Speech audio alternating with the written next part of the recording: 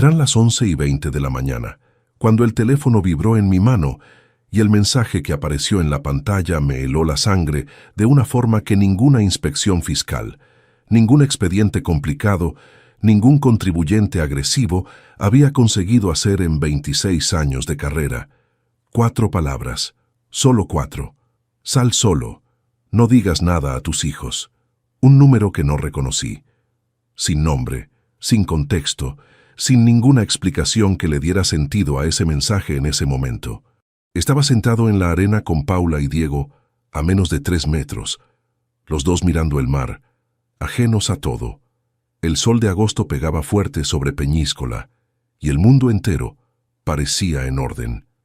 Suscríbete antes de que sigas escuchando, porque lo que encontré 10 minutos después de levantarme de esa arena no te lo vas a imaginar, y la vuelta que da esta historia no te la va a contar nadie más. Esa mañana habíamos llegado a la playa a las 10. Sonia había dicho que se quedaba en el apartamento porque tenía jaqueca, que la dejáramos tranquila un par de horas, que luego bajaba. Era el 6º día de vacaciones y el plan era simple. Una semana en la costa con los hijos. Descansar, desconectar. Yo llevaba meses sin tomarme un descanso real. En la agencia tributaria, los veranos no existen del todo. Siempre hay un expediente pendiente, una inspección que cierra en septiembre, un contribuyente que recurre en el último momento. Pero ese año me lo había prometido a mí mismo. Una semana sin abrir el ordenador, sin revisar correos, sin pensar en tipos impositivos ni en balances contables. Paula estaba tumbada boca abajo, leyendo algo en el móvil, con los auriculares puestos, ajena al mundo. Diego había entrado al agua nada más llegar y llevaba 40 minutos nadando sin cansarse, con esa energía que uno recuerda haber tenido y ya no sabe exactamente cuándo se fue. Yo miraba el horizonte con un vaso de agua en la mano y pensaba en muy poco. Era una de esas mañanas donde la mente se vacía sola si uno la deja. Entonces vibró el teléfono. Lo leí 2 veces. 3. El número no estaba guardado en mis contactos. Los dígitos del prefijo eran locales, de la zona de Castellón. Alguien que estaba cerca. Pensé durante unos segundos que podía ser una confusión, un mensaje enviado al número equivocado. Pero la frase era demasiado directa para ser un error. Sal solo. No digas nada a tus hijos. Quien escribió eso sabía que yo estaba con mis hijos, sabía dónde estaba. Me quedé con el teléfono en la mano sin moverme. Paula seguía leyendo. Diego seguía en el agua. El mundo seguía girando exactamente igual. Solo yo había cambiado algo por dentro, como cuando uno detecta en un balance un número que no debería estar ahí y todavía no sabe lo que significa, pero sabe, con una certeza que viene de los huesos, que algo no está bien. Me levanté despacio. Le dije a Paula que iba a buscar agua al coche, que en la nevera portátil solo quedaban refrescos calientes. Ella asintió sin levantar los ojos. Diego ni me vio. Recogí las llaves de la arena, me puse las sandalias y caminé hacia el aparcamiento con un paso que intenté que pareciera normal, que pareciera el paso de un hombre que va a buscar agua, no el paso de un hombre que lleva el corazón latiendo a un ritmo que no reconoce. El aparcamiento estaba a unos 200 metros de la orilla, separado de la playa por una hilera de pinos bajos que daban algo de sombra. Había llegado a estar bastante lleno durante la mañana, pero a esa hora, con la gente concentrada en la arena, quedaban pocos coches. El mío era un Seat gris oscuro aparcado en la tercera fila. Lo reconocí desde lejos, y entonces vi algo que no esperaba. Había un hombre junto a mi coche. No estaba mirándolo desde fuera ni caminando por casualidad cerca. Estaba de pie frente al maletero, con algo en la mano, inclinado hacia la cerradura. Tardé 2 segundos en procesar lo que veían mis ojos. Luego otros 2 en reconocerlo. Lo había visto antes. Una vez, hacía aproximadamente 2 años, en un domingo de comida en casa. Había venido con Marcos, lo presentó como un compañero de la facultad. Comieron, estuvieron un par de horas y se fueron. No recordaba su nombre. Recordaba su cara porque tenía una cicatriz fina sobre la ceja izquierda que llamaba la atención, sin que uno quisiera mirarla. La misma cicatriz que estaba viendo ahora, de perfil, mientras ese hombre, Intentaba abrir el maletero de mi coche con una llave que no era la mía. Me detuve entre los pinos. No grité, no corrí, no hice ninguna de las cosas que probablemente habría hecho 10 años antes. Me quedé quieto, observando con el mismo instinto que se desarrolla después de décadas, revisando documentos que alguien preparó para que no los entiendas. Cuando uno aprende a detectar el fraude, aprende también a no moverse hasta entender qué tiene delante. El hombre forcejeó unos segundos con la cerradura, probó otra llave, miró a los lados con un movimiento rápido de cabeza, de alguien que sabe que lo que está haciendo no debería verse. Yo estaba entre las sombras de los pinos y no me vio. Volvió a intentarlo con la segunda llave, y esta vez el maletero cedió. Lo abrió. Metió la mano directamente hacia el lado derecho, donde yo guardo la pasta de trabajo cuando viajo. Donde estaba, desde hacía 4 días, una carpeta de color azul oscuro que contenía cosas que no debían salir de ese coche. En ese momento, escuché pasos detrás de mí. Me giré. Un hombre de unos 40 y tantos años se acercaba con paso tranquilo, vestido de calle, con una botella de agua en la mano. Me miró a los ojos y habló en voz baja, con la calma de alguien acostumbrado a situaciones que no admiten precipitación. «Rodrigo Velasco». No era una pregunta, me conocía. «Cristóbal Serrano», dijo, y esperó un momento antes de continuar. «Trabajamos juntos en Teruel, 2019. Lo recordé. Una inspección larga, 4 semanas en una empresa de transportes con contabilidad creativa. Había sido teniente entonces, igual que ahora. Habíamos tomado café varias veces durante ese trabajo y habíamos cruzado algún mensaje ocasional desde entonces, sin más. «Estoy aquí por razones personales», dijo en el mismo tono bajo. «Lo que le voy a explicar no viene de ningún expediente oficial. Vine porque le debo claridad, no porque tenga obligación». Señaló con la cabeza al hombre que seguía junto a mi maletero. «Déjele terminar, que crea que nadie lo ha visto. Ahora mismo lo que más le conviene a usted es que ese hombre no sepa que usted sabe». Hubo algo en la forma en que lo dijo, sin urgencia pero sin margen para la duda, que me hizo obedecer sin hacer preguntas. Me quedé entre los pinos. El hombre de la cicatriz sacó la carpeta azul del maletero, la miró un segundo, la metió bajo el brazo y cerró el maletero con cuidado. Luego se alejó en dirección contraria al aparcamiento, hacia una calle lateral. Lo vi desaparecer. Tardé unos segundos en poder hablar. «Esa carpeta tiene documentos de trabajo», dije, aunque mientras lo decía ya sabía que eso no era suficiente explicación para lo que acababa de ver. Cristóbal asintió despacio. «Lo sé». Y él también lo sabía. No llegó por casualidad a ese maletero. Miré el coche. Miré la dirección por donde había desaparecido el hombre. Luego miré a Cristóbal. «Necesito que me explique qué está pasando». Él guardó silencio un momento, como si estuviera ordenando las palabras antes de decirlas. «Lo haré», dijo, «pero para que entienda lo que le voy a contar, antes necesita recordar cómo llegó hasta aquí, porque lo que está viendo hoy no empezó esta mañana». Tenía razón, no había empezado esa mañana. Había empezado mucho antes, en una vida que yo creía conocer en cada detalle, con la misma confianza equivocada con que uno revisa un balance que alguien preparó para que cuadre aunque no sea verdad. Miré hacia la playa.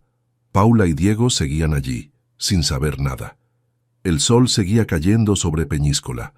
Las olas seguían llegando a la orilla con la misma cadencia de siempre.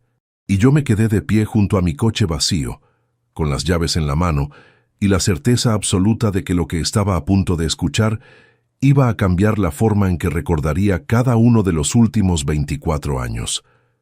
Mi padre era funcionario de correos. Llegaba a casa a las 6:30 de la tarde con los zapatos desgastados y una expresión de hombre que había cumplido con lo que tocaba. No era un hombre de grandes palabras ni de gestos dramáticos.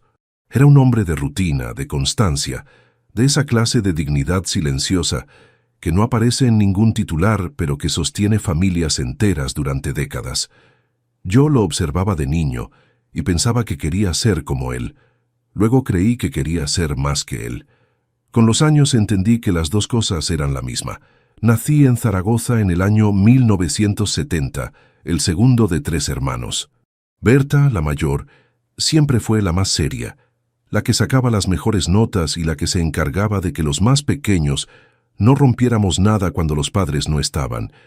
Yo era el del medio, el que leía más de lo que hablaba, el que se quedaba en la biblioteca después de clase, no porque se lo mandaran, sino porque los números le resultaban más honestos que las personas. No mienten si sabes leerlos. Eso lo aprendí muy pronto. Estudié económicas en la Universidad de Zaragoza. 5 años en los que compartí piso con otros 3 estudiantes, comí demasiado arroz con tomate y aprendí que el dinero escaso enseña cosas que el dinero abundante nunca enseñaría. Cuando terminé la carrera, en el año 1993, España salía de una crisis que había dejado a mucha gente sin trabajo y con pocas certezas. Yo preparé las oposiciones durante 2 años, con una disciplina que ahora me cuesta explicarle a cualquier persona que no haya vivido esa época. Estudiaba 12 horas al día en una mesa pequeña junto a la ventana del cuarto de mis padres, donde me había vuelto a instalar porque no había dinero para otra cosa. Aprobé en la segunda convocatoria. La carta de aceptación llegó un martes de febrero. Era un sobre blanco con el membrete de la agencia tributaria en la esquina superior izquierda. La abrí de pie en el recibidor, con el abrigo todavía puesto, y la leí 2 veces antes de decirle nada a nadie. Mi padre estaba en la cocina. Entré, le puse el papel sobre la mesa sin decir una palabra y lo vi leer. Cuando terminó me miró y dijo algo que no olvidé nunca. Ahora cuida lo que es de otros como si fuera tuyo. Eso es todo lo que se necesita. Mi primer destino fue Madrid. Tomé el tren de Zaragoza un lunes de marzo del 95 con una maleta de cuero marrón que había sido de mi abuelo y una carpeta de documentos debajo del brazo. El andén olía a aceite de motor y a café malo de máquina. Había gente que lloraba despedidas y gente que dormía sentada, y yo miraba por la ventanilla pensando en que esa era la primera vez que me marchaba solo hacia algo que todavía no tenía forma definida. En la oficina de Madrid me asignaron a un equipo de inspecciones de pequeña y mediana empresa. El primer día nadie me explicó nada porque todos estaban demasiado ocupados. Me senté en mi mesa, abrí el primer expediente y empecé a leer. Cuando llegué al primer ordenador de la unidad, un aparato grande y ruidoso que ocupaba media mesa y tardaba 4 minutos en arrancar, había 3 compañeros mirándolo con cara de no saber muy bien qué hacer con él. Antes de eso, todo iba por fax y por papel. Las inspecciones se coordinaban por teléfono fijo y los balances llegaban en carpetas físicas que a veces pesaban varios kilos. Aprendí a trabajar en los 2 sistemas al mismo tiempo, el antiguo y el nuevo. Y eso me dio una ventaja que tardé años en reconocer como tal. Sé exactamente cómo se ocultan las cosas en papel porque aprendí antes de que existieran pantallas para disimularlo. Sonia la conocí en el verano de 1997. Fue en una barbacoa en casa de un compañero de trabajo en las afueras de Madrid. Ella había venido con una amiga, era de un pueblo de Castellón, y llevaba 2 años trabajando como auxiliar administrativa en una empresa de seguros. Tenía el cabello oscuro recogido en una trenza y una forma de reírse que llenaba el espacio sin molestar. Hablamos durante 3 horas seguidas aquella tarde. Cuando me fui, le pedí el número de teléfono escrito en un papel porque ninguno de los dos llevaba nada más sofisticado para intercambiar datos. Durante 1 año y medio nos vimos cuando podíamos, que no era mucho. Yo viajaba por trabajo y ella tenía su vida organizada de una forma que no dependía de mí. Eso me gustó desde el principio. No era una mujer que esperase que alguien le resolviera nada. Era autosuficiente con una naturalidad que no tenía que demostrar. Nos casamos en el verano del 99, en la iglesia del pueblo de sus padres, con una ceremonia sencilla y una comida larga en el jardín de una masía. Hacía calor y el vino era bueno, y yo recuerdo haber mirado a Sonia durante el baile y pensar que había hecho exactamente lo correcto. Los primeros años fueron de construcción. Marcos nació en el 2000, cuando yo tenía 29 años y Sonia 27. Paula llegó en el 2003 y Diego en el 2006. Compramos el piso en Zaragoza cuando nos trasladaron de vuelta. Un cuarto piso con terraza pequeña, en un barrio tranquilo, cerca del colegio. Sonia dejó el trabajo cuando nació Marcos y no volvió a emplearse fuera de casa. Fue una decisión que tomamos juntos, o al menos eso creí. Ella se encargaba de todo lo doméstico con una eficiencia que yo admiraba y que probablemente no reconocí suficiente. Yo me encargaba de que el dinero llegara, de que las facturas se pagaran, de que los niños tuvieran lo que necesitaban. Era un reparto que funcionaba sobre el papel y que en la práctica tenía un coste que ninguno de los dos nombraba. Las inspecciones me llevaban fuera de casa con una frecuencia que aumentó con los años.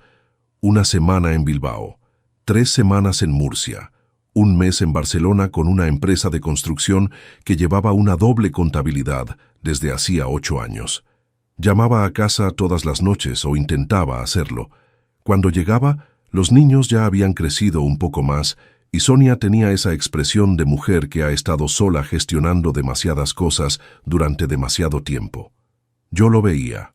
No lo ignoraba exactamente, pero tampoco hacía la conversación que habría evitado que esa expresión se instalara con tanta permanencia.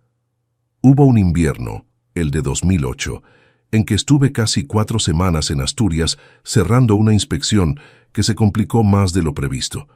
Cuando llegué a casa era pasada la medianoche de un martes y Sonia estaba despierta en la cocina. Había una olla con sopa caliente en el fuego. Me la puso en la mesa sin decir nada.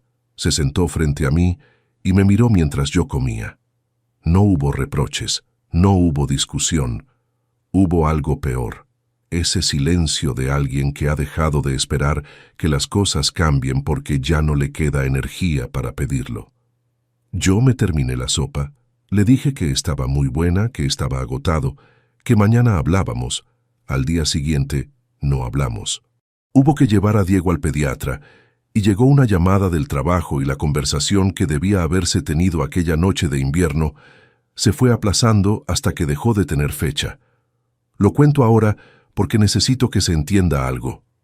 Cuando uno mira hacia atrás desde donde yo estaba en ese aparcamiento de Peñíscola, con un coche vaciado y una explicación que todavía no tenía forma completa, la tentación es construir una historia sencilla. El traicionado y el traidor. El inocente y el culpable.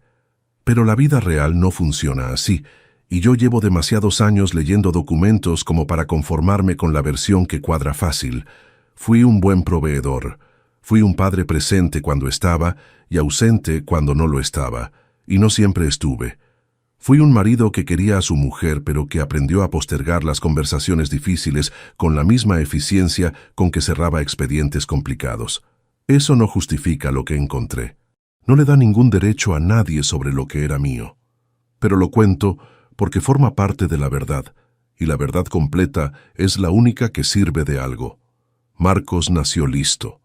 Desde pequeño tenía una capacidad para observar situaciones y adaptarse a ellas que a mí me parecía una virtud. Estudiaba bien, se relacionaba bien, nunca dio problemas serios. Cuando terminó el bachillerato le propuse que estudiara económicas, como yo. Él eligió derecho y yo lo respeté sin discusión. Pagué la matrícula, los libros, el piso compartido en Madrid cuando se fue a estudiar allí. Luego, cuando terminó, le ayudé con el alquiler de un apartamento propio mientras buscaba trabajo. Encontró plaza en el bufete de un conocido de Sonia, un hombre al que yo había visto 2 o 3 veces en comidas de familia y que me había parecido competente y discreto. Esa discreción, con el tiempo, resultó ser de un tipo que yo no había considerado. Los últimos meses antes de esas vacaciones habían tenido algo diferente en el ambiente de casa, algo que yo no sabría nombrar con precisión, aunque lo notara. Sonia estaba más callada, pero no de una manera triste, sino de una manera concentrada, como alguien que está pensando en cosas que no comparte. Salía con frecuencia con la excusa de recados o de quedar con amigas. Cuando llegaba tenía esa expresión ligeramente relajada de quien acaba de tener una conversación que le ha ido bien. Yo lo registraba y seguía adelante. En casa siempre hay 1000 cosas que justifican no pararse a analizar lo que uno percibe. Había una agenda de cuero negro que llevaba siempre en el bolso. Siempre la había llevado. Era una costumbre suya de años. Pero en los últimos tiempos, la vi guardarla con un cuidado diferente, doblada sobre sí misma, metida en la parte interior de la bolsa, en lugar del bolsillo exterior donde siempre había estado. Y había una frase que repetía con una frecuencia que ahora reconocía como algo más que cansancio de verano. Este verano necesito aire. Lo dijo en mayo, lo dijo en junio, lo dijo la semana antes de que saliéramos hacia Peñíscola. Yo lo escuché cada vez y lo interpreté como lo que cualquier persona agotada diría al final de un curso largo. No se me ocurrió ninguna otra lectura, porque no tenía ningún motivo para buscarla. Hasta esa mañana en el aparcamiento. Hasta ese hombre con una cicatriz sobre la ceja izquierda, que se alejó con mi carpeta bajo el brazo, mientras yo miraba desde entre los pinos, sin entender todavía la dimensión exacta de lo que estaba viendo. Cristóbal Serrano estaba a mi lado con la botella de agua en la mano, esperando que yo terminara de ordenar lo que había en mi cabeza. Lo miré. Él me sostuvo la mirada con la paciencia de alguien que sabe que la historia que está a punto de contar no admite interrupciones. «Dígame», le dije. Y él empezó a hablar. Cristóbal habló durante 20 minutos. Lo escuché sin interrumpirle, apoyado contra el lateral del coche, con las llaves todavía en la mano y el sol cayendo sobre el aparcamiento vacío de Peñíscola. Cuando terminó, me preguntó si tenía alguna duda. Le dije que no, que lo había entendido todo, que necesitaba tiempo para pensar. Él asintió, me dio su número personal y se fue por donde había venido, con el mismo paso tranquilo con que había llegado. Volví a la playa caminando despacio. Paula seguía tumbada con los auriculares. Diego había salido del agua y estaba secándose con una toalla. Me preguntó si había traído algo de beber. Le dije que me había olvidado, que lo sentía, que ahora subíamos al apartamento a comer. Sonreí mientras lo decía.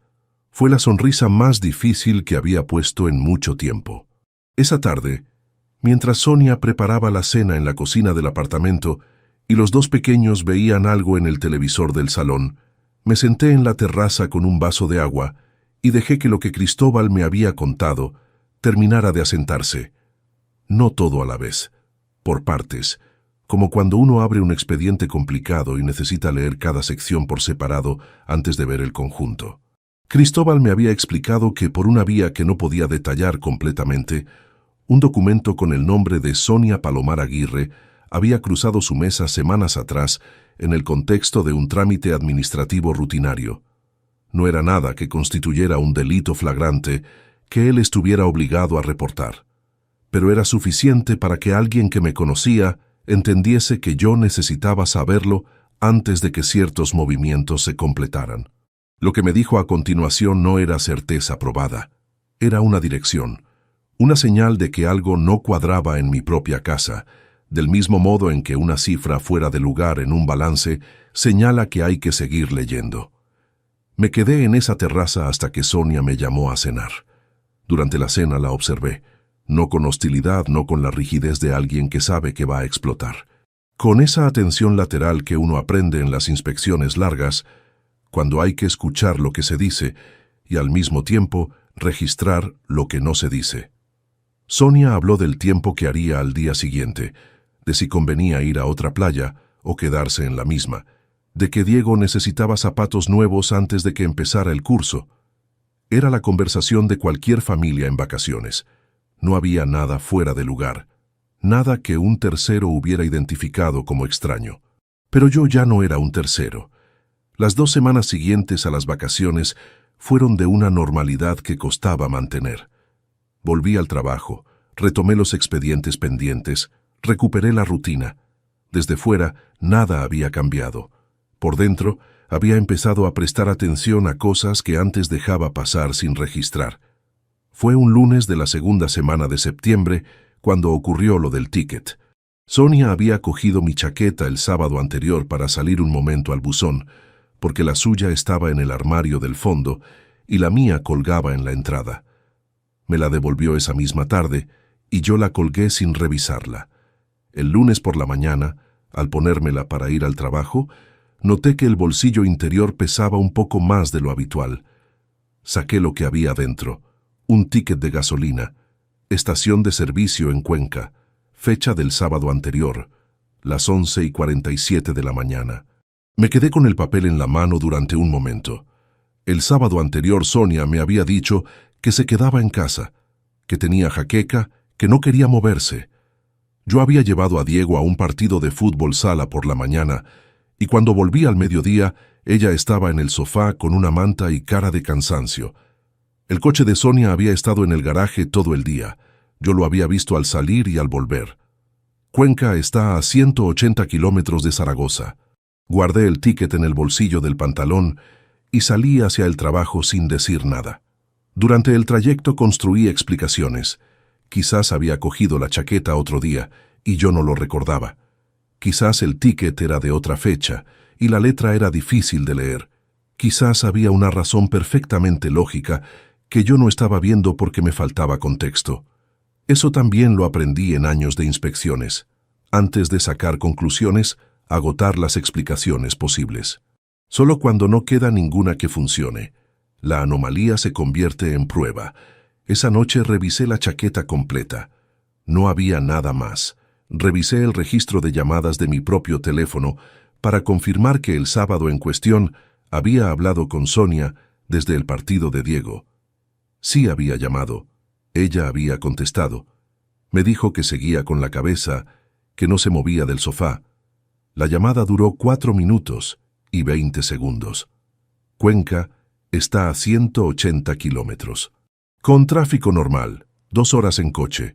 No era imposible, pero tampoco era fácil de encajar. 3 días después vino Marcos a cenar.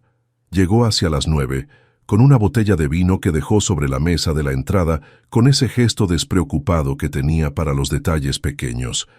Saludó a Paula y a Diego, le dio un beso a su madre en la mejilla y se sentó a la mesa con esa comodidad de hijo que conoce cada rincón de la casa. Durante la cena hablamos de su trabajo, de un caso que llevaban en el bufete que le parecía interesante, de unos amigos suyos que habían montado algo en común y que le habían propuesto participar. Era una conversación normal. Marcos era buen conversador cuando quería serlo. Tenía esa facilidad para mantener una mesa entretenida que yo nunca tuve y que siempre le había reconocido. Hacia el final de la cena, mientras servía más agua, mencioné de pasada que el coche de Sonia había marcado más kilómetros de lo que esperaba para las salidas que había hecho esa semana. Lo dije sin mirar a nadie en particular, con el tono neutro de alguien que comenta algo doméstico sin mayor importancia. Era una forma de soltar el anzuelo y ver qué pasaba. No llegué a terminar la frase. Marcos intervino antes de que yo cerrara la última palabra. Cambió el tema con una velocidad y una naturalidad que habría pasado desapercibida en cualquier otra circunstancia. Dijo algo sobre el partido del fin de semana. Preguntó a Diego si había visto el gol del último minuto. Desvió la atención de la mesa entera hacia otra dirección en menos de 4 segundos. Sonia no dijo nada. Cogió su copa de agua y bebió un sorbo. Yo serví el agua que había estado sirviendo y no añadí nada más. Pero lo había visto. La velocidad de esa intervención no era la de alguien que cambia de tema porque se ha aburrido del anterior. Era la velocidad de alguien que tiene el oído puesto, que estaba esperando que apareciese exactamente ese tipo de comentario y que tenía la respuesta lista de antemano. Mi hijo mayor había bloqueado una pregunta que yo todavía no había terminado de formular. Esa noche, cuando Marcos se fue y los más pequeños se retiraron, recogí la cocina con Sonia en silencio. Era una rutina de años, los dos recogiendo juntos sin necesidad de coordinarse, porque cada uno sabía lo que le tocaba. Ella fregaba, yo secaba y guardaba. Esa noche lo hicimos sin hablar. En algún punto, ella puso la radio baja, una emisora de música que siempre le había gustado, y yo estuve a punto de preguntarle directamente por el ticket. Lo tuve en la lengua durante varios minutos. No lo hice. No porque tuviera miedo de la respuesta, sino porque una sola pregunta directa en ese momento, sin nada más que un ticket de gasolina, y la velocidad con que Marcos había cambiado de tema, no me llevaba a ningún sitio. Si Sonia tenía una explicación preparada, yo no tendría manera de rebatirla. Y si no la tenía, lo negaría y yo habría perdido el único recurso que tenía en ese momento, que no supieran que yo estaba prestando atención. Guardé el último plato, doblé el trapo de cocina y le dije a Sonia que me iba a leer un rato.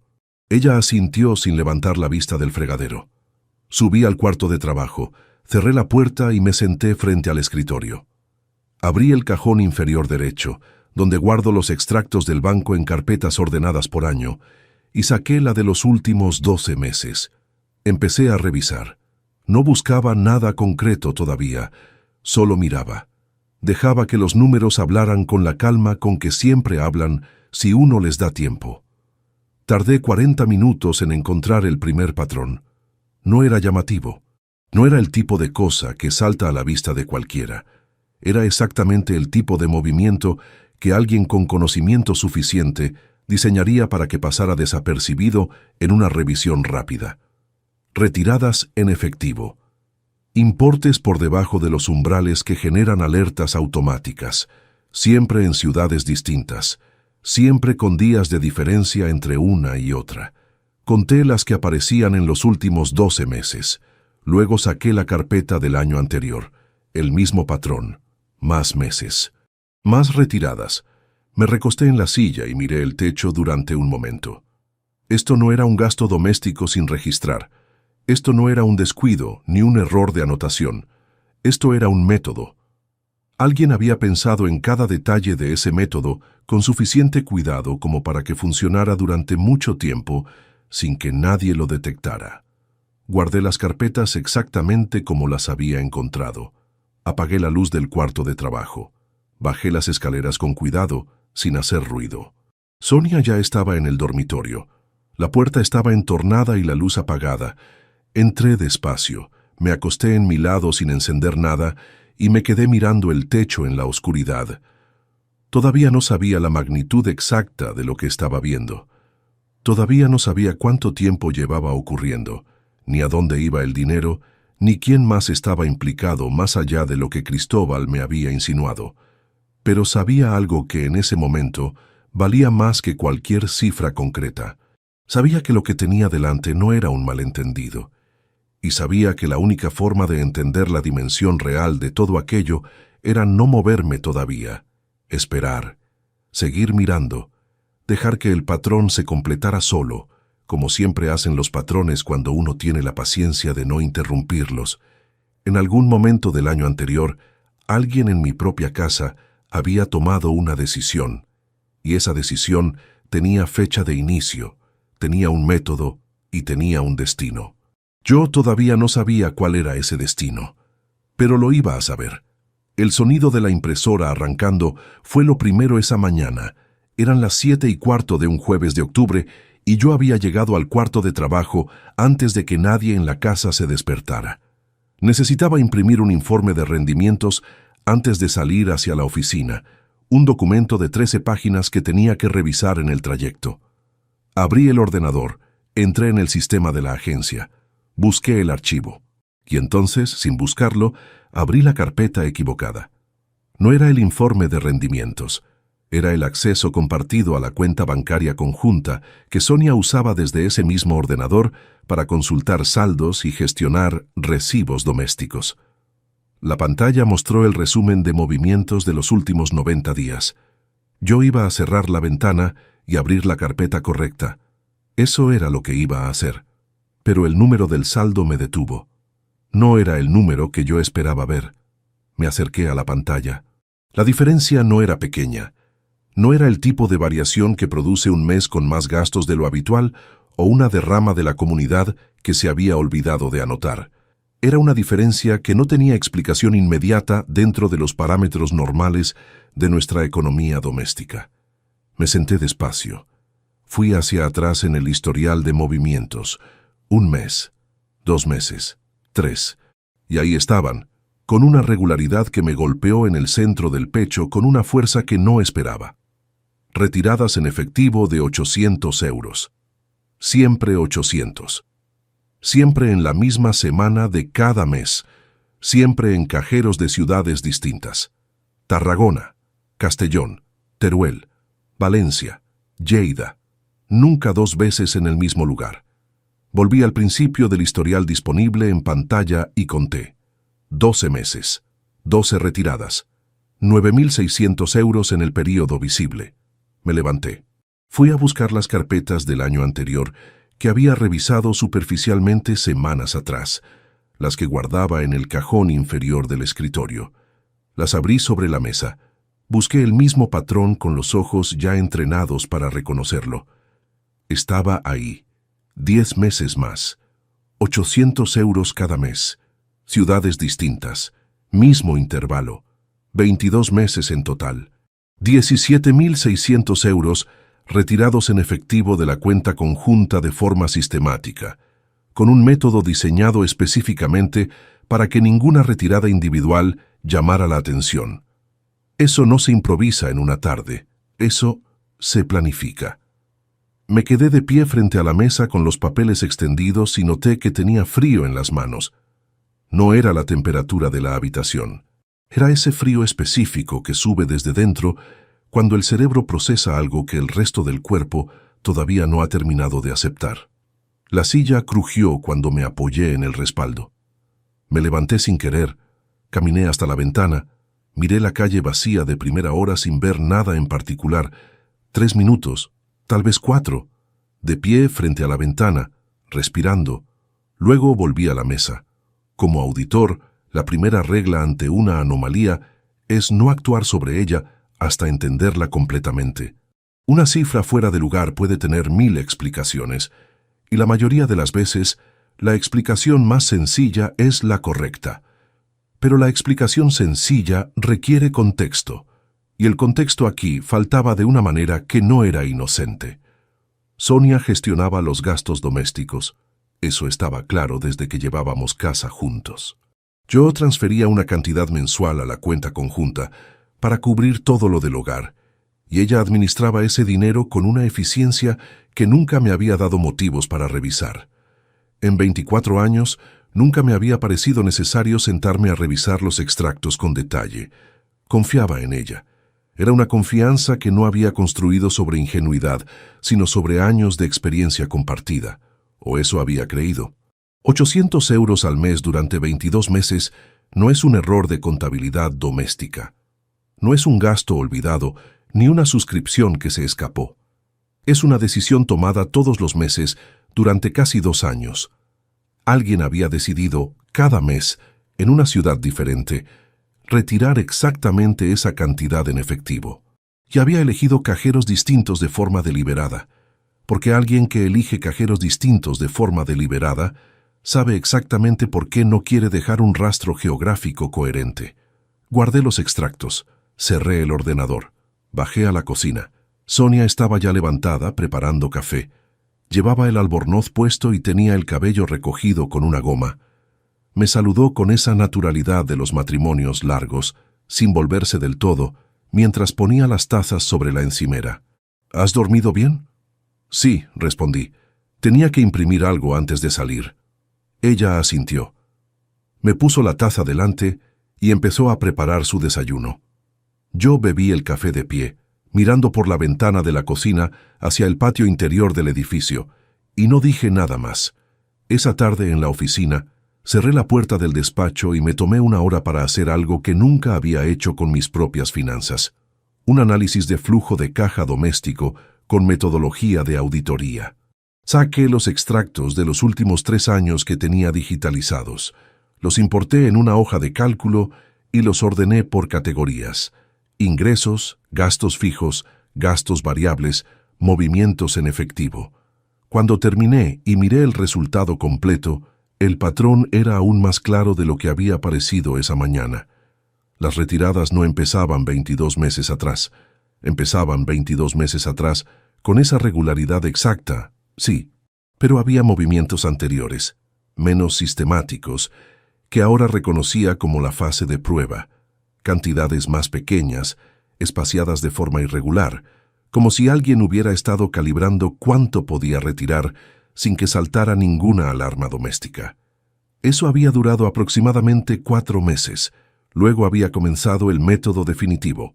800 euros, todos los meses, ciudades distintas. Alguien había ensayado esto antes de ejecutarlo. Salí de la oficina a las 7 de la tarde con una certeza que no me producía satisfacción de ningún tipo. La certeza de que lo que tenía delante no era un malentendido que se resolvería con una conversación. Era una operación con fases, con método, con una duración que llevaba casi 3 años si se contaban los movimientos preliminares. Y todavía no sabía a dónde había ido ese dinero. 17.600 euros en efectivo no desaparecen. Van a algún sitio. Alguien los guarda, los deposita, los usa. Pero el efectivo es difícil de rastrear si no se sabe dónde buscar. Yo sabía cómo buscar, pero necesitaba más herramientas de las que tenía solo. Esa semana llamé a Berta. No le conté nada concreto todavía. Solo le pregunté si conocía a alguien de confianza en Zaragoza que se dedicara a investigación privada. Berta tardó un momento en responder. Me preguntó si todo estaba bien. Le dije que sí, que era para un asunto de trabajo que requería discreción. Ella no me creyó del todo. Lo noté en el silencio que hubo antes de que me dijera que preguntaría. 2 días después me llamó con un nombre, Augusto Medina Ramos, 47 años, ex guardia civil. Se había especializado en casos de fraude patrimonial después de su propio divorcio, que según Berta le había costado la mitad del negocio familiar. Berta me dijo que era serio, que era discreto y que quien lo había recomendado lo conocía bien. Anoté el nombre y el número. Todavía no lo llamé. Necesitaba decidir con claridad qué quería antes de involucrar a nadie más. Una vez que alguien externo entra en una situación de este tipo, ya no hay marcha atrás discreta. Hay que estar seguro de lo que se está buscando y por qué. La semana siguiente fue de una tensión interior que no tenía salida visible. Seguía desayunando con Sonia, seguía cenando con los hijos cuando coincidíamos, seguía llevando la vida de siempre hacia afuera. Pero por dentro estaba haciendo algo que no había hecho nunca en casa. Observar los detalles pequeños, con la misma frialdad con que observaba los expedientes en el trabajo. Y fue durante esa semana cuando ocurrió algo que estuvo a punto de echarlo todo por tierra. Era un miércoles por la tarde. Yo había llegado antes de lo habitual porque una reunión se había cancelado. Entré por la puerta sin hacer ruido, dejé el maletín en la entrada y fui hacia la cocina a buscar agua. Al pasar por el pasillo escuché la voz de Sonia en el salón. Hablaba en voz baja, con ese tono concentrado que usaba cuando no quería que la oyeran desde otra habitación. Me detuve. No, todavía no. Necesito más tiempo. Una pausa. Ya lo sé, pero si me apresuro ahora cometo un error y no podemos permitirnos un error. Otra pausa más larga. Él no sabe nada. Sigue igual que siempre. Me pegué a la pared del pasillo. El corazón me latía con una fuerza que me sorprendió. Controlé la respiración con un esfuerzo deliberado. La semana que viene, te lo prometo. Escuché cómo colgaba. Luego, silencio. Luego el sonido de pasos acercándose hacia el pasillo. Tuve menos de 3 segundos. Retrocedí 2 pasos sin ruido. Abrí la puerta de la entrada como si acabara de llegar. La cerré con el mismo sonido de siempre y dije en voz alta que ya estaba en casa, que la reunión se había cancelado. Cuando Sonia apareció en el pasillo, yo estaba todavía junto a la entrada, con el maletín en la mano, con la expresión de alguien que acaba de llegar. Me miró un instante. «¡Qué pronto!», dijo. «Se canceló lo de las 5», respondí. «¿Hay algo para cenar? ¿O pedimos?» Ella tardó medio segundo más de lo normal antes de responder. Luego dijo que había hecho lentejas, que si me apetecía o prefería otra cosa. Le dije que las lentejas estaban bien. Me fui al cuarto de trabajo, cerré la puerta y me senté en la silla con las piernas que me pesaban más de lo habitual. Él no sabe nada, sigue igual que siempre. Esa frase me la quedé durante horas. No era la confirmación de nada concreto, no era una prueba que valiera por sí sola, pero era suficiente para saber que había alguien al otro lado de esa llamada que estaba coordinando algo con Sonia, alguien que esperaba resultados en una semana, y yo todavía no sabía quién era. Esa noche, antes de acostarme, busqué el número que Berta me había dado y lo guardé en el teléfono con el nombre de un proveedor de material de oficina. por si alguien alguna vez revisaba mis contactos.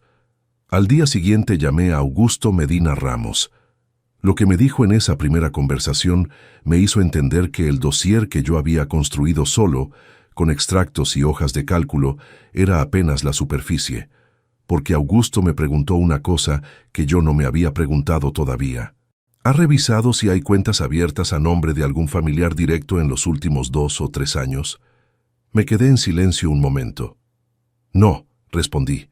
Empiece por ahí, dijo. ¿Ha revisado si hay cuentas abiertas a nombre de algún familiar directo en los últimos 2 o 3 años? Esa pregunta de Augusto me acompañó durante los 3 días siguientes como una presencia constante que no se marchaba, aunque yo estuviera hablando de otra cosa, comiendo, trabajando, durmiendo. Porque la respuesta era no. En 24 años de matrimonio nunca había considerado necesario revisar las finanzas de mis hijos adultos. Marcos tenía su cuenta propia desde que se fue a estudiar a Madrid. Era su dinero, su gestión, su responsabilidad. Yo ingresaba lo que hacía falta para el alquiler y la matrícula y no preguntaba más. Eso era lo que hacían los padres que confiaban en sus hijos. Quedé con Augusto en su oficina un martes por la mañana antes de ir al trabajo. Estaba en un edificio discreto del centro de Zaragoza, segundo piso, sin rótulo en la puerta. La sala era pequeña, con una mesa de madera oscura y 2 sillas frente a él. En la pared había un mapa de España con varios puntos marcados en distintas provincias y una estantería con carpetas ordenadas por colores. Era el despacho de alguien que trabaja en serio, sin adornos que distraigan. Le expliqué todo desde el principio. El SMS de Peñíscola, la conversación con Cristóbal, el ticket de gasolina, los extractos, la llamada que había escuchado en el pasillo. Lo escuchó sin interrumpirme, tomando notas en un cuaderno de tapas negras con letra pequeña y regular. Cuando terminé de hablar, hizo silencio unos segundos antes de responder. Lo que describe tiene una estructura que reconozco, dijo. No es espontáneo. Alguien organizó esto con tiempo y con conocimiento de cómo funcionan los umbrales que activan revisiones automáticas en los bancos.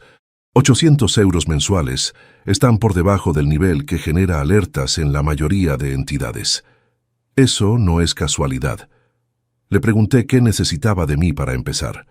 Los extractos completos de los últimos 3 años, todo lo que tenga, y el nombre completo de su hijo mayor con su número de identificación si lo tiene a mano.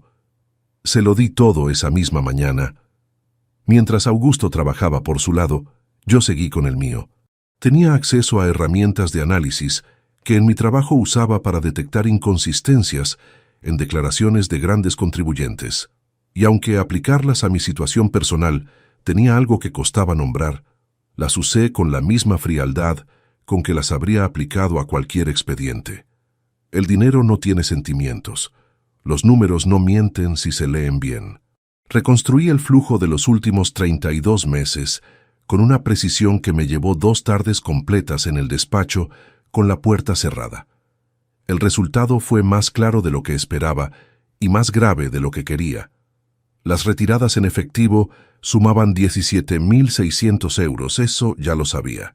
Pero al añadir al análisis otros movimientos que había pasado por alto en la primera revisión, transferencias pequeñas a conceptos vagos como varios o gastos comunes que aparecían en meses donde no había retirada en cajero, la cifra total de dinero sin destino justificable ascendía a 21.300 euros. 21.300 euros. En menos de 3 años. De una cuenta conjunta que yo había alimentado con la confianza de quien lleva décadas construyendo algo con otra persona. Lo escribí por extenso en una hoja aparte y la guardé en la carpeta azul que ya vivía en el maletero del coche. A los 10 días de nuestra primera reunión, Augusto me llamó a mediados de la mañana. Su voz tenía ese tono neutro de quien tiene información importante y ha aprendido a no adelantarla por teléfono.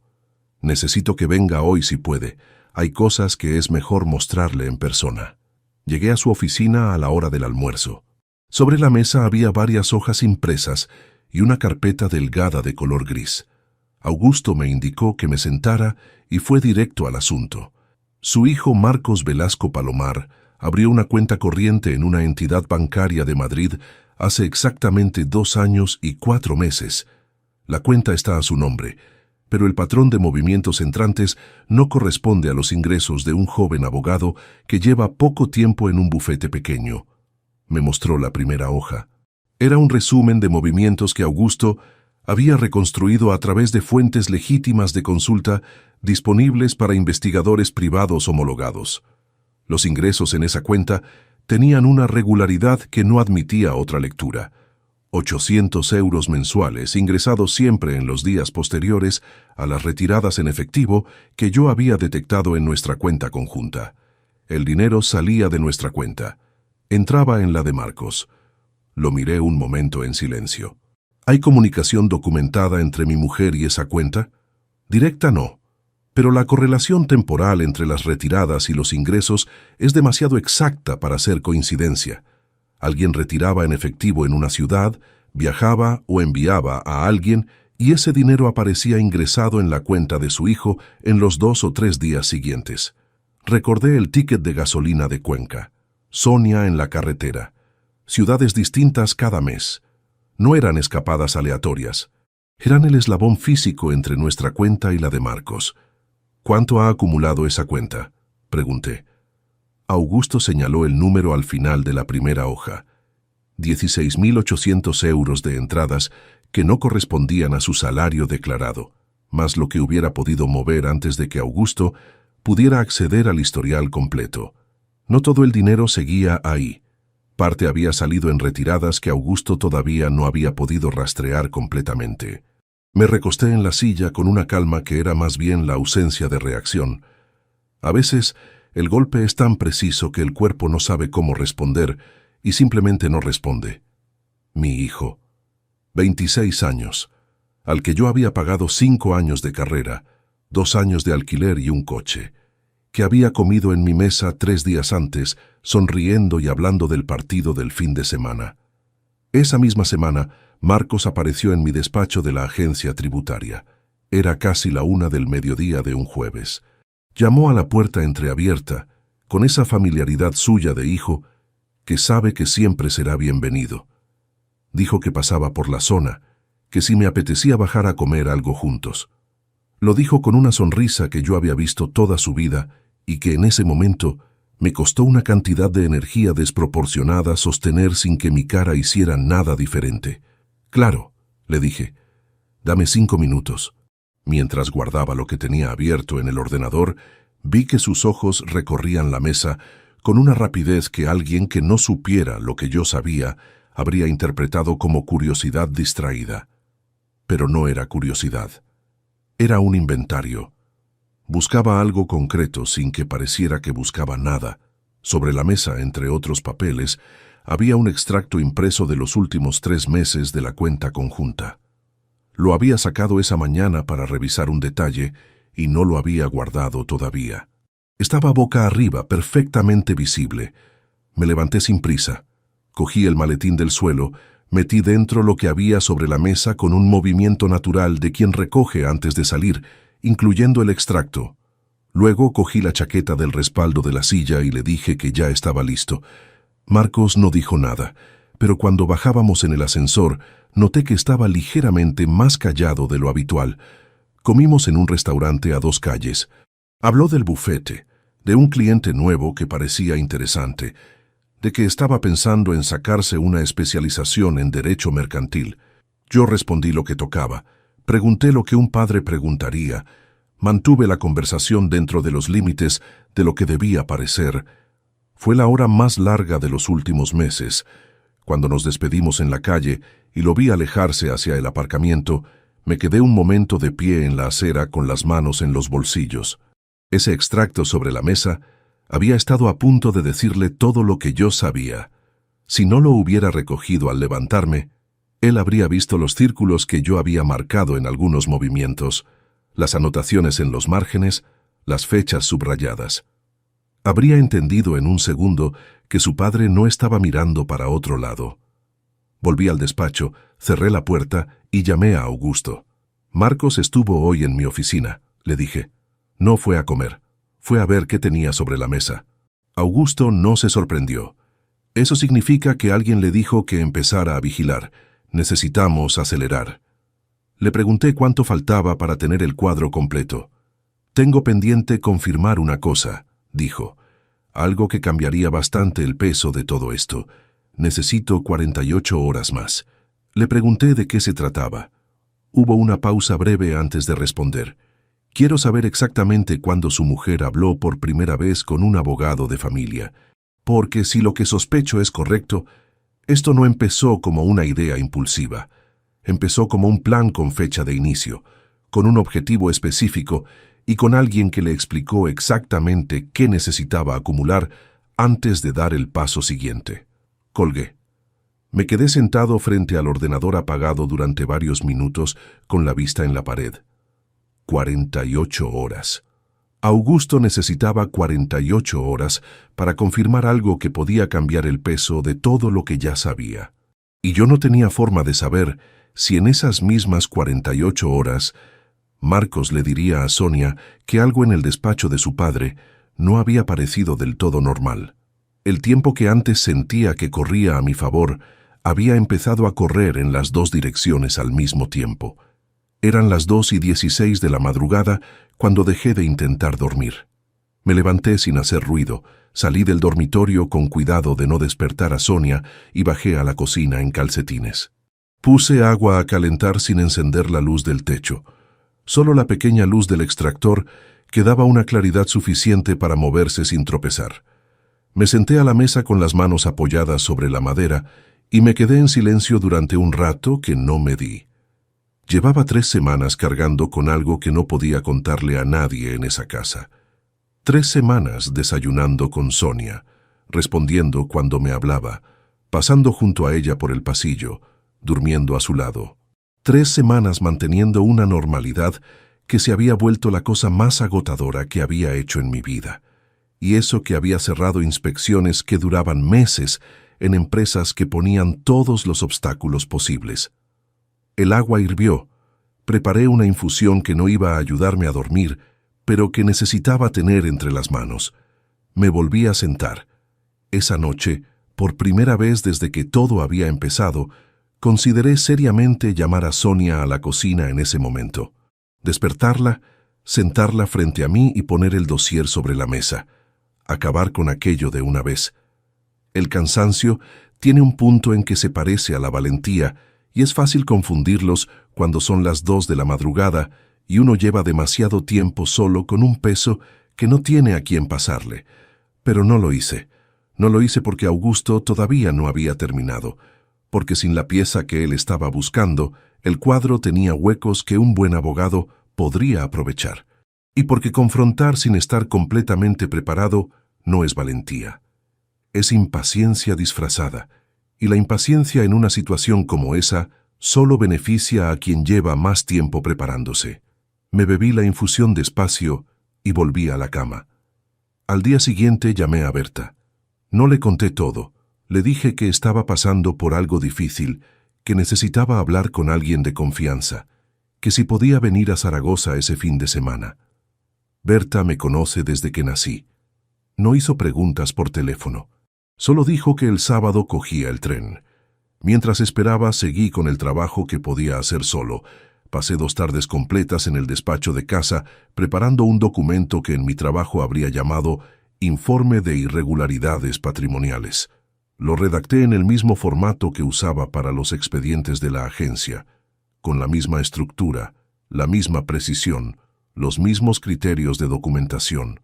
Cada movimiento con su fecha, cada importe escrito por extenso, cada correlación entre la retirada en nuestra cuenta y el ingreso en la cuenta de Marcos, con los días exactos de diferencia. 42 páginas, con anexos. Cuando lo terminé, lo imprimí, lo metí en una carpeta azul de plástico rígido y lo guardé en el maletero del coche. No en el despacho, no en ningún cajón de casa, en el maletero, que cerraba con la misma llave del coche y que solo yo abría. Fue durante esa semana cuando ocurrió el momento que más cerca estuvo de delatarme. Era un miércoles por la tarde. Yo había llegado a casa antes de lo habitual, igual que aquella vez del pasillo, Pero esta vez no había escuchado ninguna conversación. Entré, subí al dormitorio a cambiarme de ropa y al bajar me crucé con Sonia en la entrada. Llevaba el abrigo puesto, el bolso en el brazo, como si estuviera a punto de salir o de llegar. Me miró con una expresión que tardé un segundo en leer. ¿Has ido al coche?, preguntó. La pregunta era directa, sin contexto previo, sin haber hablado de nada antes. Solo eso. Noté el cambio en mi pecho, pero no dejé que llegara a la cara. No, acabo de entrar, respondí. ¿Necesitas algo del coche? Ella sostuvo la mirada un momento más, de lo que habría sido natural en una pregunta sin importancia. Dejé una bolsa de la compra en el maletero el otro día y no sé si sigue ahí. No sé, dije. Ahora bajo si quieres. No hace falta, ya voy yo. Le di las llaves sin dudar, sin el menor gesto de hesitación, porque dudar en ese momento habría sido la única respuesta que ella podría haber interpretado como señal de que algo en ese maletero no debía verse. Sonia cogió las llaves y bajó. Yo me fui a la cocina, llené un vaso de agua y lo vacié despacio, contando mentalmente los segundos. La carpeta azul estaba en el maletero, sí, pero estaba en el lateral derecho, debajo de la manta térmica que guardaba desde el invierno anterior. Una bolsa de la compra, si existía, estaría en el centro, visible nada más abrir. 3 minutos después, Sonia volvió a entrar. Me devolvió las llaves sobre la encimera de la cocina. No había nada, dijo. Debí sacarla sin darme cuenta. Se fue hacia el salón. Yo me quedé en la cocina con las llaves en la mano y una calma en la superficie que por dentro costaba el equivalente de una inspección de 4 semanas. Esa noche no pude comer bien. Serví la cena, me senté a la mesa con Sonia y Diego, escuché la conversación sobre algo del instituto de Diego, respondí cuando me tocaba. Pero el estómago estaba cerrado y la comida se quedó en el plato sin que yo pudiera hacer mucho al respecto. El sábado llegó Berta en el tren de las 10:30. Quedamos en un bar cerca de la estación, un sitio tranquilo que a esa hora de la mañana tenía poca gente. Le pedí un café, ella pidió un cortado, y antes de que el camarero se alejara de la mesa, ya me estaba mirando con esa expresión de hermana mayor que tiene desde que éramos niños y que no ha cambiado en 58 años. Cuéntame, le conté, todo. Desde el SMS en la playa hasta la carpeta en el maletero, sin saltarme nada, sin suavizar nada. Berta me escuchó sin interrumpirme durante casi 20 minutos. Solo en un momento, cuando mencioné a Marcos y el papel de la cuenta, vi que cerraba los ojos brevemente, como alguien que recibe un golpe que ya intuía, pero que duele igualmente cuando llega. Cuando terminé de hablar hubo un silencio largo. ¿Cuánto tiempo llevas cargando con esto solo?, dijo finalmente. Casi un mes. Negó con la cabeza despacio. No de desaprobación, de pena. Esa clase de pena que viene de querer a alguien y saber que ha estado aguantando más de lo que debería haber aguantado solo. Me dijo que estaba ahí para lo que necesitara, que no me moviera hasta tener todo en orden, que no cometiera el error de actuar antes de tiempo por agotamiento. Le dije que lo sabía, que era exactamente lo que intentaba hacer. Luego hubo un momento en que ninguno de los dos habló. Berta miraba su café y yo miraba la calle por el cristal. Y entonces me vino un recuerdo que no había buscado y que apareció solo, con esa precisión incómoda que tienen los recuerdos que uno no ha revisado en mucho tiempo. Fue en el invierno de 2008. La inspección larga en Asturias. Cuando llegué a casa de madrugada y Sonia estaba en la cocina con la sopa caliente. Esa imagen la tenía archivada como uno de esos momentos de los que no se habla, pero que pesan de una manera que compensa muchas cosas difíciles. Una mujer que espera a su marido con sopa a las 12 de la noche, después de 4 semanas sola con 3 hijos. Pero ahora, desde donde estaba, esa imagen tenía otro marco. No la cambiaba, no la borraba. Pero le añadía una capa que antes no había visto o no había querido ver. Sonia había esperado muchas veces. Había gestionado sola muchas cosas que deberían haber sido de los dos. Había pedido conversaciones que yo había aplazado con la misma eficiencia con que aplazaba los expedientes menos urgentes. Eso no le daba derecho a nada de lo que había hecho, pero formaba parte de la verdad completa, y la verdad completa era la única que servía para entender cómo se llegaba desde aquella cocina de invierno hasta una cuenta bancaria abierta en secreto. Se lo conté a Berta. Ella me miró un momento antes de responder.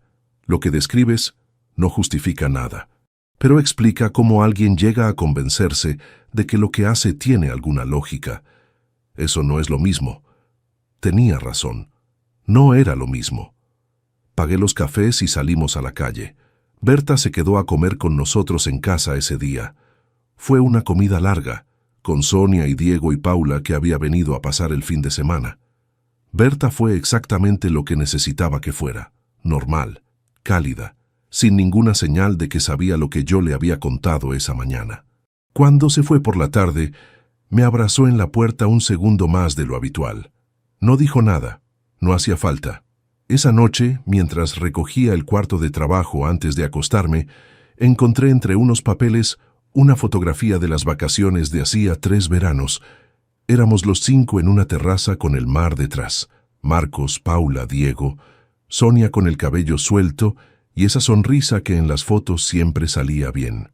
Yo con el brazo sobre su hombro, con la naturalidad de alguien que no imagina que hay algo que imaginar.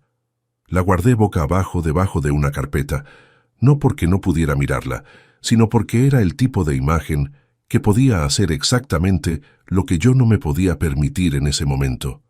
Hacerme dudar de si valía la pena llegar hasta el final. Y claro que valía, no por rabia, no por orgullo herido, sino porque lo que se había construido en esa casa durante 24 años tenía un nombre legal, una realidad documentada, y nadie tenía derecho a desmantelarlo en secreto mientras yo dormía a su lado, creyendo que todo estaba en orden. Al día siguiente, Augusto llamó a las 9 de la mañana. Su voz tenía algo diferente.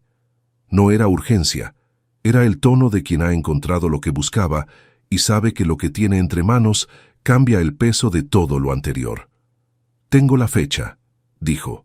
La primera consulta con el abogado de familia fue hace 18 meses, y hay algo más que necesita saber antes de decidir cuándo y cómo actúa. Me senté en la silla del despacho con el teléfono pegado a la oreja. «Dígame». Lo que Augusto me dijo esa mañana lo escuché de pie, sin sentarme, con el teléfono en la mano y la vista fija en la pared del despacho, sin ver realmente nada de lo que había en ella. La primera consulta con el abogado de familia había sido 18 meses atrás.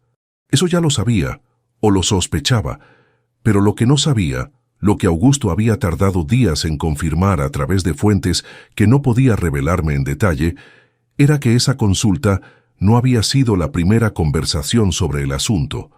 Había habido una reunión previa, informal, con alguien del entorno del bufete donde trabajaba Marcos, alguien que conocía los procedimientos de divorcio desde dentro, alguien que le había explicado a Sonia con suficiente antelación qué documentación necesitaría acumular para presentarse como la parte económicamente vulnerable en un proceso de separación. «¿Quién?», pregunté. Augusto fue cuidadoso con la respuesta. «No tengo nombre confirmado, pero la cronología sugiere que la orientación inicial vino de alguien del entorno profesional de su hijo. Lo que sí puedo decirle con certeza es que el plan que usted ha estado documentando estos meses no se diseñó de forma improvisada, se diseñó con asesoramiento. Alguien le explicó exactamente cómo construir una posición de salida que pareciera sólida antes de presentar la demanda». Colgué despacio. Me quedé sentado durante varios minutos con las manos sobre la mesa. Luego saqué un papel y lo puse frente a mí. Escribí 3 columnas. En la primera, lo que tenía probado. En la segunda, lo que tenía documentado pero que requería interpretación. En la tercera, lo que todavía era inferencia sin respaldo suficiente. La primera columna ocupaba casi toda la hoja. Esa tarde contacté con el abogado que Berta me había recomendado semanas antes, un hombre llamado Ferran Castells Vidal, 52 años, especialista en derecho de familia y patrimonial en Zaragoza. Le había dicho que llamaría cuando estuviera listo, y ese día lo estaba. Quedamos al día siguiente en su despacho. Le llevé la carpeta completa. La revisó durante 40 minutos en silencio, pasando páginas con la concentración de quien lee un expediente que le importa entender bien antes de hablar. Cuando terminó, juntó los papeles, los dejó sobre la mesa con cuidado y me miró. «Esto es sólido», dijo. La correlación entre las retiradas y los ingresos en la cuenta de su hijo, combinada con la documentación que tiene de la consulta al abogado de familia, construye un argumento de desvío patrimonial intencional previo a la solicitud de divorcio que va a ser muy difícil de rebatir.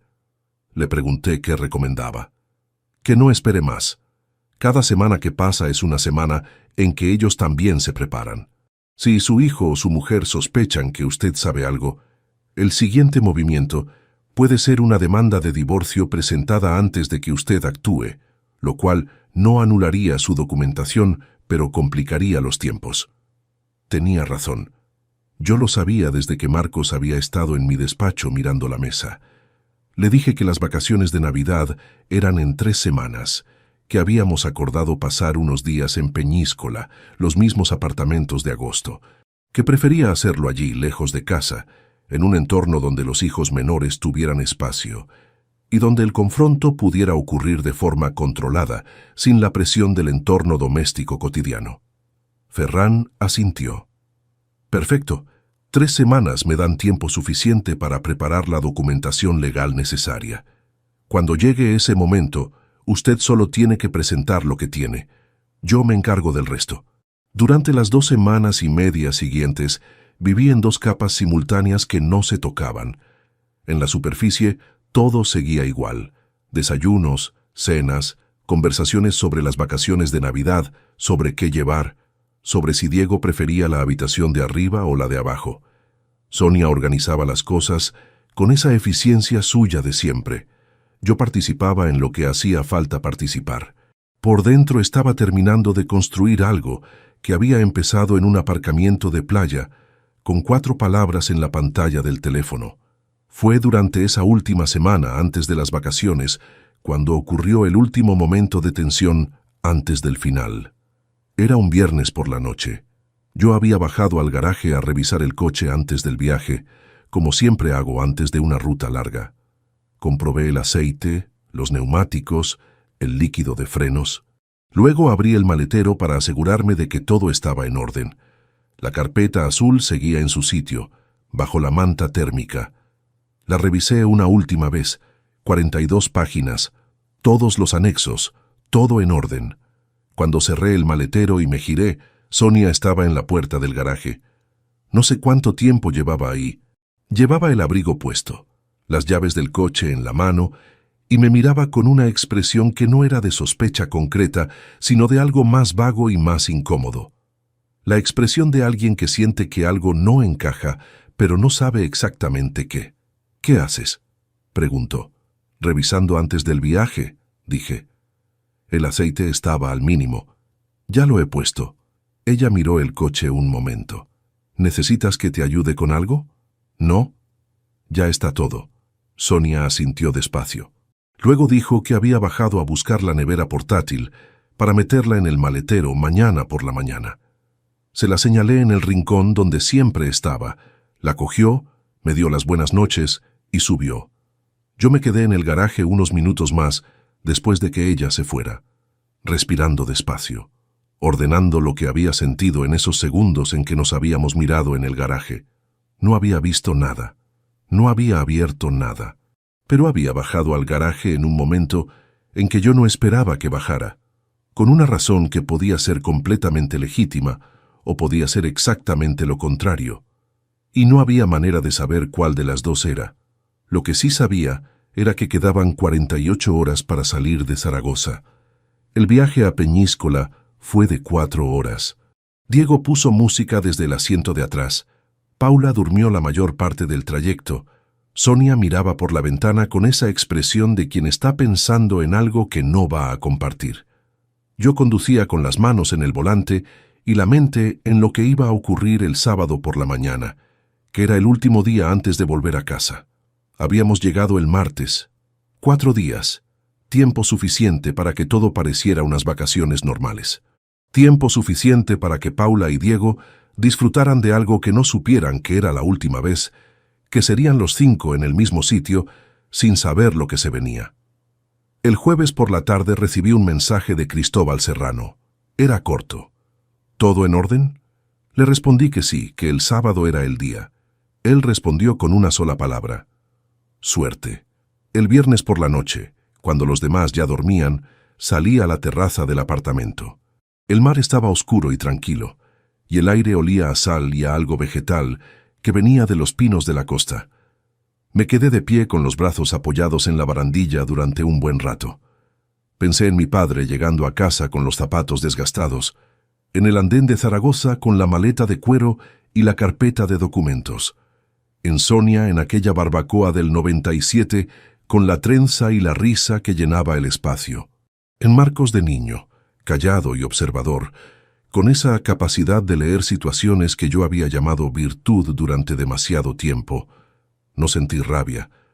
Tampoco sentía ya el peso aplastante de las últimas semanas. Sentía algo más parecido a la serenidad específica de quien ha hecho todo lo que tenía que hacer y sabe que lo que viene a continuación no depende ya de ninguna preparación adicional. Solo quedaba hacerlo. El sábado amaneció con el cielo despejado y el sol ya alto a las 9 de la mañana. Desayunamos los 5 juntos. Sonia preparó café y tostadas. Diego habló de que quería bajar a la playa una última vez antes de recoger. Paula dijo que ella prefería quedarse a hacer las maletas. Yo bebí el café de pie junto a la ventana, mirando el aparcamiento desde arriba. Le dije a Sonia que necesitaba hablar con ella un momento antes de que empezáramos a recoger. Que si podía bajar al coche conmigo, que era algo del seguro del vehículo que necesitaba que firmara. Una excusa creíble, concreta, sin nada que invitara a hacer preguntas. Sonia dejó la taza en el fregadero y cogió el abrigo del respaldo de la silla. ¿Ahora? Sí, no tarda nada. Paula ya había desaparecido hacia su habitación. Diego se estaba poniendo las zapatillas para bajar a la playa. Nadie prestaba atención a 2 personas que bajaban al aparcamiento a firmar un papel del seguro. Salimos del apartamento. Cogimos el ascensor en silencio. Cruzamos el vestíbulo. Cuando empujé la puerta de cristal que daba al aparcamiento, el aire frío de la mañana entró de golpe. Caminé hacia el coche. Saqué las llaves. Abrí el maletero. La carpeta azul estaba exactamente donde la había dejado, bajo la manta térmica del lateral derecho. La saqué. La puse sobre el maletero abierto. La abrí por la primera página. Luego me giré hacia Sonia y le dije que se acercara. Sonia se acercó con esa expresión de quien espera ver un documento del seguro y no entiende todavía por qué el maletero está abierto. Se detuvo a un paso de mí, miró la carpeta azul sobre el borde del maletero y luego me miró a mí. No dije nada. Le señalé la primera página con la mano. Ella bajó los ojos hacia el papel. Los números estaban ahí, en la primera línea del primer párrafo, escritos por extenso con la claridad de un informe oficial. 21.300 euros. 32 meses. 16 movimientos documentados con fecha, importe, ciudad y correlación con los ingresos en la cuenta de Marcos. La vi leerlo. Vi el momento exacto en que entendió que no era un documento del seguro. Rodrigo. Sigue leyendo, dije. Lo dije sin elevar la voz, sin rabia en el tono, con la misma calma que habría usado para explicarle a un contribuyente que el expediente que tenía delante no dejaba margen para la interpretación favorable. Sonia no siguió leyendo. Levantó los ojos de la página y me miró con una expresión que pasó en pocos segundos por varias cosas distintas. Primero algo parecido a la evaluación, como si estuviera calculando cuánto sabía yo exactamente. Luego, algo más cercano a la decisión. Esto no es lo que parece, dijo. Pasé a la segunda página sin responder. La puse sobre la primera frente a ella. Los extractos bancarios de la cuenta de Marcos, las fechas de los ingresos, los días exactos de diferencia entre las retiradas en nuestra cuenta y los depósitos en la suya. Rodrigo, escúchame. Hay una explicación. Página 3, dije. Era el documento que Augusto había obtenido con la fecha de la primera consulta al abogado de familia. 18 meses atrás. El nombre del despacho. La dirección en Valencia. Sonia miró esa página durante más tiempo que las anteriores. Cuando volvió a levantar la vista, había algo diferente en su expresión. No era ya la evaluación de antes. Era algo más parecido al reconocimiento de que el espacio para maniobrar se había cerrado de una manera que no había anticipado. «¿Cuánto tiempo llevas sabiendo esto?», preguntó. «El tiempo suficiente para documentarlo bien». Hubo un silencio. En el aparcamiento había 2 o 3 coches más aparcados, pero no había nadie cerca. El sol de la mañana daba directamente sobre el asfalto y había un olor a mar que llegaba desde la playa a 200 metros. «No quería hacerte daño», dijo Sonia. Su voz había cambiado. Había perdido la firmeza de los primeros segundos y tenía ahora una textura más baja, más real. «Llevaba años sintiéndome sola. No era una decisión contra ti, era una decisión por mí». Lo escuché, no lo interrumpí, porque era verdad, al menos en parte, y porque la verdad parcial merece escucharse, aunque no cambie nada de lo que hay documentado en 42 páginas. «Lo que sientes es real», dije cuando terminó. «Lo que hiciste también lo es». Sonia cerró los ojos un momento. Cuando los abrió tenía algo húmedo en el borde, pero no lloró. Era una mujer que había mantenido una operación durante casi 3 años. No se derrumbaba en un aparcamiento en 5 minutos. «¿Qué vas a hacer?», preguntó. «Mi abogado presentará la demanda de divorcio esta semana. Con todo esto adjunto», señalé la carpeta. «La posición que intentaste construir durante 18 meses no va a sostenerse cuando el juez vea la correlación entre las retiradas y la cuenta de Marcos». Ella no respondió. «El patrimonio conjunto quedará protegido durante el proceso. Ferran Castells ya tiene las instrucciones». Sonia miró la carpeta un momento más. Luego me miró a mí con una expresión que no supe leer del todo. No era hostilidad, no era arrepentimiento puro. Era algo más complejo que cualquiera de las dos cosas, algo que probablemente llevaba años acumulándose y que en ese momento no tenía ya ningún lugar a donde ir. «¿Se lo vas a contar a los niños?», dijo. Y en la palabra niños había algo que todavía sonaba a la mujer que había criado a 3 hijos en esa casa, independientemente de todo lo demás. «Les diré lo que necesiten saber en el momento en que lo necesiten saber. No antes». Cerré la carpeta. La volví a guardar bajo la manta térmica. Cerré el maletero. «Sube a hacer las maletas», dije. «Salimos en 2 horas». Sonia se quedó un momento sin moverse. Luego asintió una vez. Se giró y caminó hacia la entrada del edificio sin decir nada más. La vi entrar por la puerta de cristal. La vi cruzar el vestíbulo. Luego desapareció hacia el ascensor. Me apoyé contra el lateral del coche y respiré el aire de la mañana durante un momento. 40 minutos después, cuando subí al apartamento, todo parecía en orden. Las maletas estaban en el pasillo. Diego había vuelto de la playa con arena en las zapatillas. Paula le estaba diciendo que la próxima vez se las quitara antes de entrar. Sonia estaba en la cocina terminando de vaciar la nevera. No me miró cuando entré, pero tampoco había nada en su postura que los demás pudieran interpretar como inusual. Ese era el tipo de control que llevaba años ejerciendo. Había que reconocérselo. Cargamos el coche entre todos. El trayecto de vuelta fue parecido al de ida. Diego con la música, Paula con el libro, el paisaje de la costa desapareciendo por el espejo retrovisor. Sonia miraba por la ventana. Yo conducía. Nadie preguntó nada. Cuando llegamos a Zaragoza y descargamos las maletas, y los chicos se fueron cada uno a sus cosas, el apartamento quedó en silencio. Sonia fue directamente al dormitorio. Yo me quedé en la entrada un momento. Luego fui al cuarto de trabajo y cerré la puerta. Llamé a Ferran Castells. «Ya está hecho», le dije. «Puede proceder». «Perfecto, le llamo el lunes con los pasos concretos». Colgué. Luego saqué el teléfono y busqué el número de Marcos. Escribí un mensaje. Lo leí una vez antes de enviarlo. 3 frases. Sin encabezado, sin su nombre al principio, sin ningún tipo de fórmula afectiva. «Sé lo que hay en la cuenta que abriste hace 2 años y 4 meses.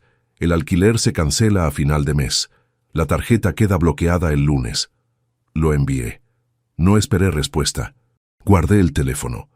2 días después, Marcos apareció en casa sin avisar. Era por la tarde.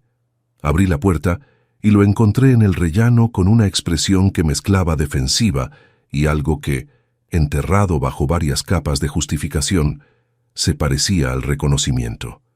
No dijo lo que había esperado que dijera, no atacó, no lloró. Me miró durante un segundo largo y luego habló. No era contra ti, dijo. Era la misma frase que había usado Sonia. Probablemente la habían hablado juntos. Probablemente era la versión que habían decidido que tenía más sentido sostener. Ya lo sé, respondí. Era cierto. No había sido personal de la forma en que la rabia lo hace personal.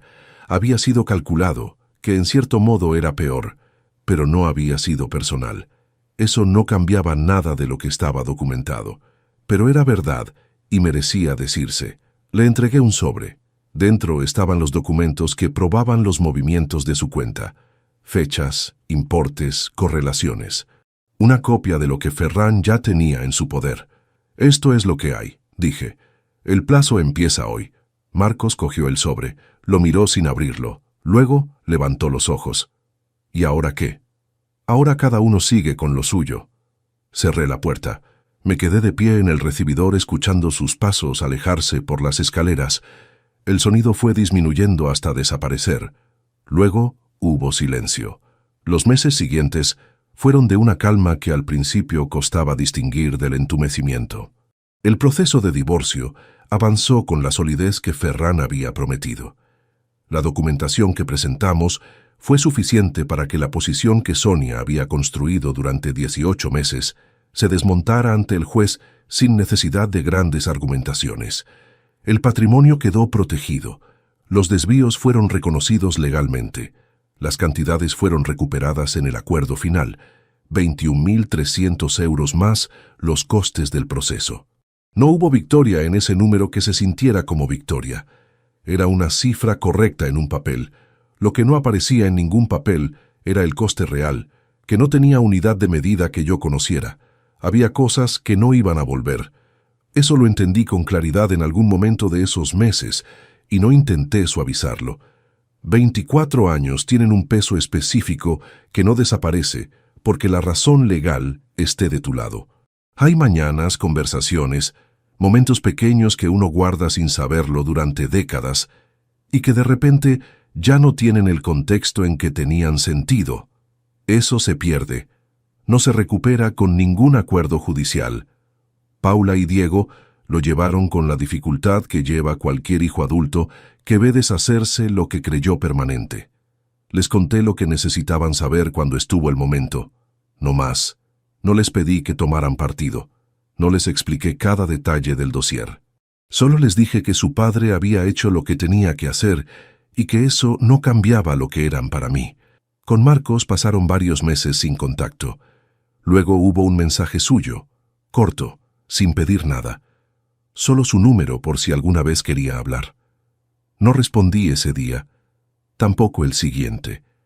En algún momento, semanas después, le envié una sola línea, que el día que estuviera listo para una conversación real, yo también lo estaría. No sé si ese día llegará. Algunas cosas tienen sus propios tiempos y no dependen de que uno los quiera acelerar. Lo que sí sé es lo que me quedó de todo aquello. No en el sentido material, que quedó documentado y resuelto, sino en el otro sentido, el que no aparece en ningún expediente. Me quedó la certeza de que hay conversaciones que uno no puede seguir aplazando sin que el aplazamiento tenga consecuencias. Que la confianza no es lo mismo que la indiferencia, y que confundirlas durante demasiado tiempo tiene un precio que se paga tarde o temprano.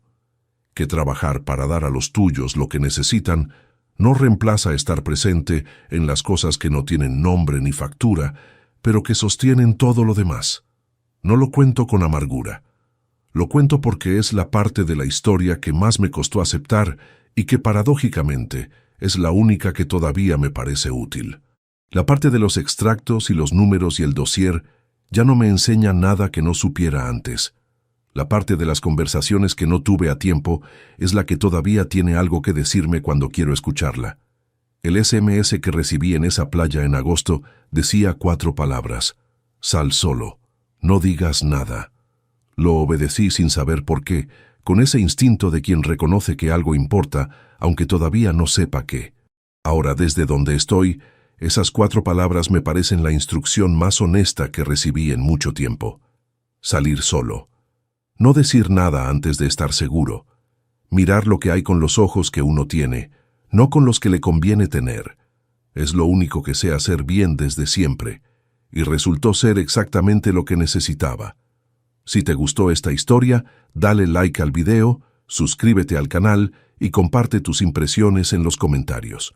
Para escuchar la próxima historia, haz clic en la caja de la izquierda. Gracias por vernos.